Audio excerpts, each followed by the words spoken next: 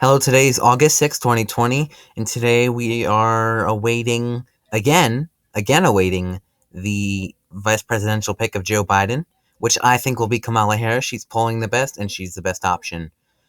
So, in a situation in 2024 where Kamala Harris will very likely be the nominee of the Democrats, she would be going against probably the nominee, if he runs,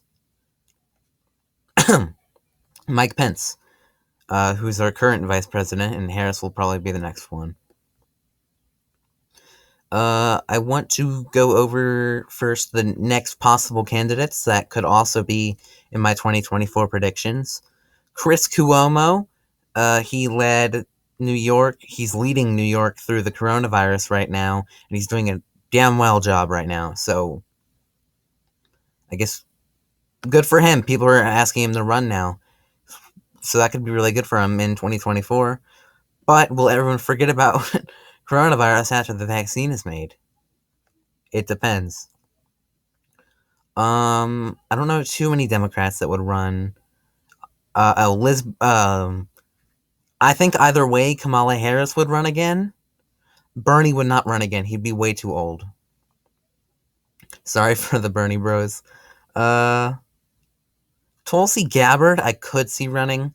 I doubt it. She got destroyed in the primaries, and she's going against people that are like probably Elizabeth Warren as well in the 2024 primaries for the Democrats, then Tulsi Gabbard will get absolutely butt fucked.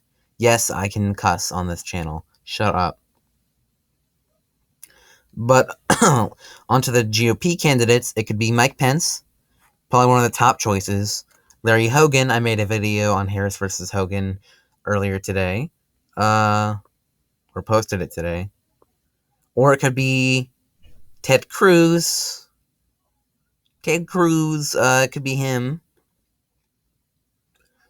Or Nikki Haley, who's also been pressured to run.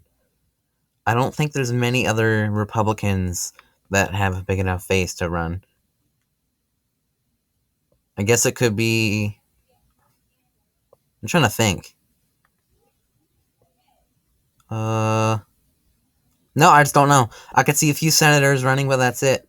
Let's fill in the safe blue states for what this election would be. So yeah. In 2024, either way, what I'm making right now will be the safe state map. It's just definite. I'm filling in everything that will be safe in 2024.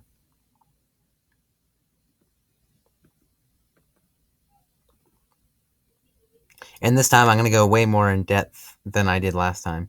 Indiana would especially be safe because this is Mike Pence's home state. Obama did win it by, I think, less than 1% in 2008. But I think it went to George Bush in 2004 and 2000 by over 15% both times. So, yeah, and then now it went to Trump by so much, especially with that Mike Pence boost. So, yeah, it's going to be a safe red state like it is this time. Alabama as well. If you were looking at that before and weird it out, I know why. Alabama. No, I saw the AL. Maine's altogether. Yeah, altogether is worth 2 electoral votes, and Maine's first would be safe, and that's worth 1 electoral vote. If you didn't know, Maine and Nebraska are the only states that split electoral votes. The 2nd District of Maine, he's a moderate Republican. Probably the only reason Trump won was the win over the moderate Republican vote, which I don't even know if he can do this time around. But in an election where Mike Pence is the actual person running for president, not vice president, Maine would go to him by a likely margin, and I do think that New Hampshire would go to him by a lean margin. Trending states like Utah, Kansas, Montana, Tennessee, Mississippi, and Louisiana. These are all states that'll have like a 80% chance of going. Yeah, I'll put Tennessee and Louisiana as safe because that kind of it looks like it ruins my point here. Mississippi increased black turnout every single election for the past like 50 years. There's a lot of suppressed vote back there, but it's about to come way back up. Alaska, I think, would be a lean margin. Actually, I think, yeah, no, yeah, this is good. South Carolina, I think, would be a lean margin. If you didn't know, I do not do tilt margins on this channel. Also, Hawaii would be safe for the Democratic Party. Harris. Oh, I think it'd be interesting if Harris would pick Pete Buttigieg as her vice president. A black woman with so someone with the black vote plus the gay vote. If you didn't know, Pete Buttigieg is gay. I'm not trying to be offensive. I'm literally just stating that he's gay. Nevada would be a likely state for close polling reasons as of now. If it was Vice President Pence going against Vice President Harris today, then Nevada would be likely. Minnesota would be a lean state for the Democrats. I'll just say Harris now. Uh, so yeah, Harris I think, would definitely take Texas. I know that's weird to say, but she would probably 80% chance of taking Texas. Biden's ahead in the polling right now in Texas, and Trump won it by 10%. If it could flip the same amount it did. So honestly, if we just didn't do anything in Texas, it's an extra 38 electoral votes. This is a huge state. It's next to California with its 55. And then it goes Florida, New York, Illinois, Pennsylvania, Ohio, Michigan, Georgia, North Carolina, and then New Jersey are the top uh, electoral states. Harris, I do think, would take Nebraska's by a lean margin. Although moderate Republicans do seem to do well there, liberals do as well. I think Harris is more liberal than Joe Biden. Ohio would go to Pence by a likely margin. I think Pence would do very well in the Rust Belt, not enough to take Michigan or Pennsylvania, especially with Biden being from there in this situation. But I do think that Pence would take Wisconsin by a lean margin, including Missouri. He would also take Iowa by probably a likely margin. Oh, sorry about that. He would lose Pennsylvania and Michigan by lean margin. Trump did take these Wisconsin, Michigan, and Pennsylvania back in 2016 by very, very small margins, under a point each. But the fact that Trump won it shows that these states are trending red. They are now top competitive states. This whole Rust Belt as a whole. These are the 5 most important states of almost every election.